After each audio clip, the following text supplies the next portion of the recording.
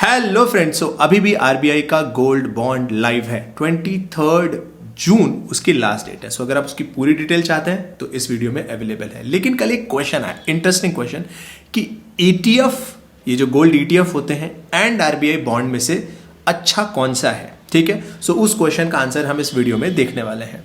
सबसे पहले दोनों का एक फंडामेंटल चीज समझ लेते हैं, डिफरेंस। ये जो गोल्ड ईटीएफ है, एक्सचेंज ट्रेडेड फंड, यानी आप एक्सचेंज पे जाकर के बाय करते हो। याद है मैंने बताया था 3 तरीके से हम गोल्ड लेते हैं। एक है फिजिकल, आप गए दुकान में, आपने गोल्ड खरीदा, दैट्स इट।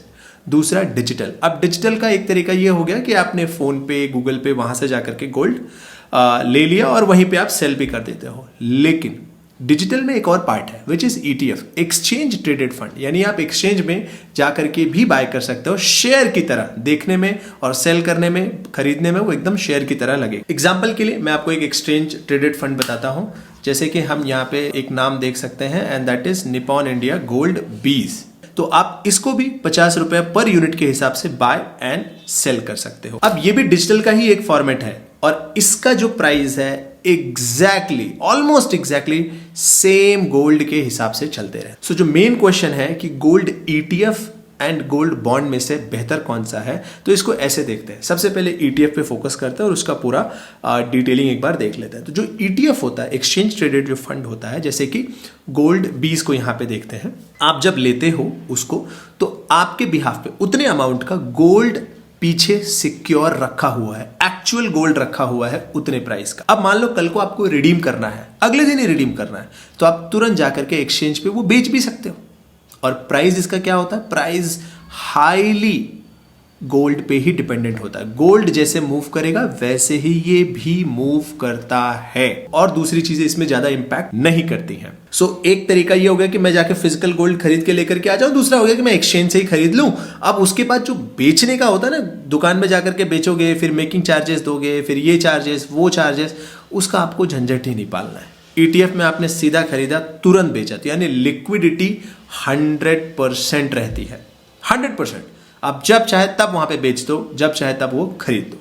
ठीक है, लेकिन यहां पे जीएसटी तो नहीं लगी, कोई एसटीटी या कोई और भी टैक्स नहीं लगा, लेकिन एक टैक्स लगता है, वो है लॉन्ग टर्म कैपिटल गेन, जो कि नॉर्मल गोल्ड में भी लगता है। तो अगर आप फिजिकल गोल्ड खरीदने गए हो तो आपको जीएसटी भी देना है, मेकिंग चार्जेस भी देने हैं, उसके बाद लॉन्ग टर्म कैपिटल गेन भी देना है कि भाई लॉन्ग टर्म आपने होल्ड करके रखा था, तो लॉन्ग टर्म कैपिटल गेन यानी कि 20% का भी आपको देना पड़ेगा। वहीं आरबीआई बॉन्ड में इस तरह का अगर आपने पूरा 8 साल होल्ड कर लिया तो आपको कोई टैक्स नहीं है। अब इसको ऐसे देखो, यहाँ पे एक एग्जांपल से मैं आपको समझाता हूँ। मान लेते हैं यहाँ पे मैंने maxchartinvesting.com पे पूरा ओपन किया हुआ है। मान लेते हैं हमने 2000, आज से 5 साल पहले चलते हैं, 5 से 6 साल पहले, लगभग 2017 के आसपास, उस टाइम पे ये गोल्ड ईटीएफ लगभग अगर हम देखें यहाँ पे, तो यहाँ पे 2017 यानी जून 2017 देखते हैं, लगभग यहाँ से 6 साल पहले, तो ये आ रहा है 26, है ना। तो 26 का हो गया 50, यहां से ये हो गया है। 26 से हो गया,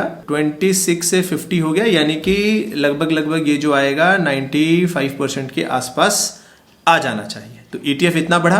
अब जरा एक बार नेचुरल गोल्ड भी देख लेते हैं, है ना, कि गोल्ड का कितना प्राइस बढ़ा है, नॉर्मल वाला गोल्ड का, क्योंकि कई बार लोगों को लगता है कि ईटीएफ थोड़ा अलग चल रहा होगा। ये मिल गया जून 2017, यहां से कितना आया, 100%। अब ये जून में कौन सा डेट पिकअप किया, उसके हिसाब से ये 1-2-4% हिल जाएगा, ये मान के चलो। क्योंकि अगर जून में सोचो मैं 2 जून लेता हूं तो 99% आ रहा है, तो 2-3% इधर उधर मान के चलते हैं, क्योंकि एग्जैक्ट डेट यहाँ पे नहीं समझ में आ रही है कि पुराने वाले चार्ट में एग्जैक्ट डेट कौन सा था। यहाँ कहीं जून 2017 से यहाँ तक लगभग 100% का रिटर्न बन रहा है नॉर्मल गोल्ड में। ठीक है, 95, 96 और यहाँ पे 100।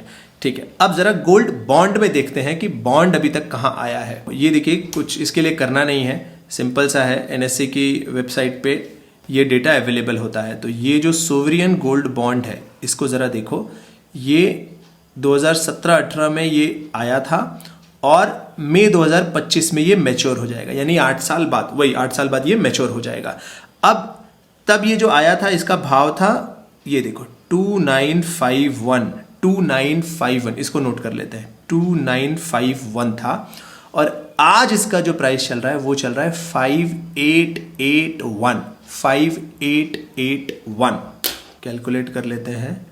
सो equal to 5881 minus 2951 which is 2930 निकल के आ रहा है। इतना गेन हुआ डिवाइड बाय 2951, सो 99%। अब मेन इंपॉर्टेंट बात, अब जरा बॉन्ड को देखिए ध्यान से। बॉन्ड क्या दे रहा है? 2.5% एक्स्ट्रा भी देता है। 2.5% आपके मेन कैपिटल पे एक्स्ट्रा भी मिलता है, यानी कि पिछले 5 साल में आपके कैपिटल पे 2.5 करके 12% और मिल गया होगा। सबसे बढ़िया बात।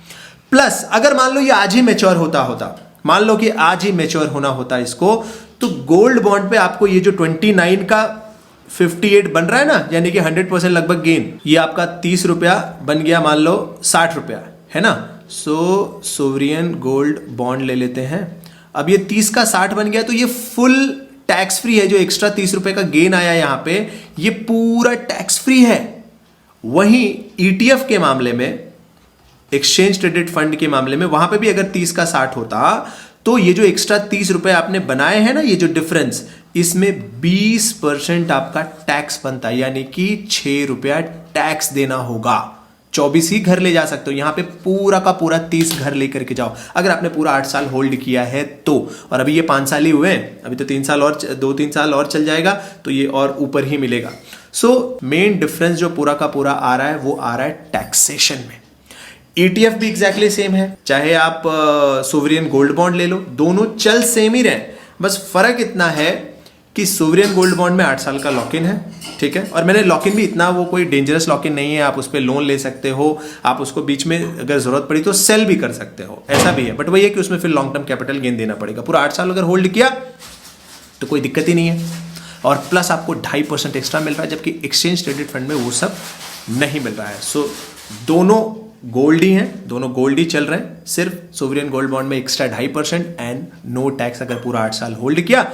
एक्सचेंज ट्रेडेड फंड में यस गोल्ड है, बट कैपिटल गेन टैक्स है, और वो 2.5% एक्स्ट्रा भी यहाँ पे कुछ मिलता नहीं है। अब आपको डिसीजन लेना है कि आप कौन सा बाय, कौन सा सेल करना चाहते हो। ETF को आप कभी भी खरीद सकते हो। सोवरियन गोल्ड बॉन्ड को खरीदने के लिए थोड़ा सा वो 3-3 महीने का वेट करना होता है, क्योंकि हर 3 महीने में RBI वो बॉन्ड लेकर के आती है। सो ये कुछ बेसिक डिफरेंसेस है। आई थिंक आपको इससे थोड़ा क्लैरिटी आई होगी कि मेन डिफरेंस जो प्रोड्यूस हो रहा है वो 2.5% एक्स्ट्रा की वजह से RBI के बॉन्ड के, प्लस जो लॉन्ग टर्म कैपिटल गेन है उसकी वजह से प्रोड्यूस हो रहा है, ठीक है। इसके अलावा अगर फिर भी आपके कुछ फॉलोअप क्वेश्चन हैं, कुछ और व्यू है या थॉट है आप जो शेयर करना चाहते हो, या इस पे और कुछ क्वेश्चन भी पूछना चाहते हो, तो आप कमेंट सेगमेंट में पूछ सकते हो।